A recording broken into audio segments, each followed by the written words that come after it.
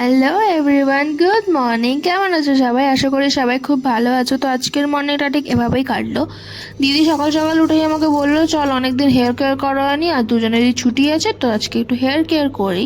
তো আমি বললাম যে ঠিক আছে। তো তারপরে কিছু চাল, অ্যালোভেরা, চিয়া সিডস আর কিছু সামান্য পরিমাণে ওটস নিয়েছিল, কারণ এই সবই হেয়ারের জন্য খুব ভালো, প্রোটিন দেয় আর কি। তো তারপরে ও সব কিছু অ্যারেঞ্জমেন্ট করার পর আমাকে বলে যদি পেস্ট করে নিয়ে আয়, তো আমি ওইসবই করছিলাম, আর পেস্ট করতে করতে একটু নাচও করছিলাম। শান্ত থাকার মেয়ে আমি নই। তো তারপরে ও ছাদে গিয়ে নিজের মাথায় দিচ্ছিল, দেন আমি একটু আমার মুখে অ্যালোভেরা ঘষছিলাম, বিকজ ওই শীতের সময় না স্কিনটা প্রচুর রাফ হয়ে গেছিলো।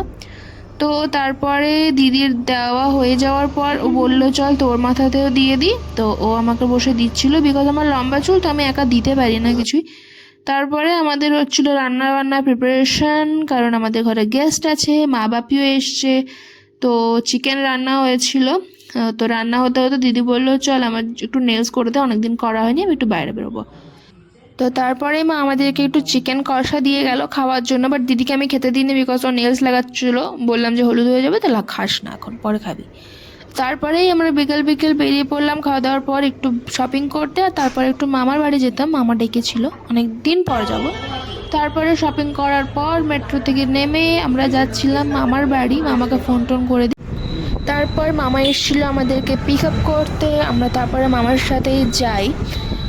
শীতের রাতটা না খুব ভালো লাগছিল। তো তারপরে মামা করাচ্ছিল আমাদেরকে হোম ট্যুর, কারণ মামা নতুন ঘর করেছে, তো আমরা তো অনেকদিন যাইনি।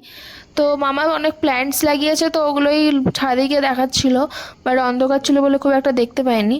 তারপরে আমি একটু ভিউর মজা নিচ্ছিলাম, ওখান থেকে না পুরো কলকাতাটা দেখা যায়, খুব ভালো লাগে, মানে ছাদটা অনেকটা উঁচু। দেন কথা বলতে বলতে মামিও আমাদের চা নিয়ে চলে এলো, এবার গ্রিন টি ছিল, যেটা আমি খাই না, তাই আমি গালে হাত দিয়ে বসেছিলাম, ভাবছিলাম যে আমাকেও খেতে হবে। তো এইসব করতে করতে বসে বসে কিছু ক্লিপস নিচ্ছিলাম, সবাই মিলে গল্প করছিল, বাট আমার না বোরিং লাগছিল। আমার বোনটা গেছে টিউশনে, ও আসতে একটু লেট হবে, তো দিদির সাথেই কথা বলে দিয়ে আমাকে লাগাচ্ছিল। তো এইসব করতে করতে বেজে যায় 10টা, 10:30 নাগাদ। তো তখন মামা আমাদেরকে বলে যে তোদেরকে এত রাতে একা যেতে হবে না, তো চল আমি ছেড়ে দিয়ে আসছি।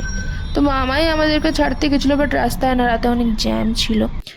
তো আজকের ব্লগটা এটুকুই থাক, দেখা হচ্ছে পরের ব্লগে, টাটা।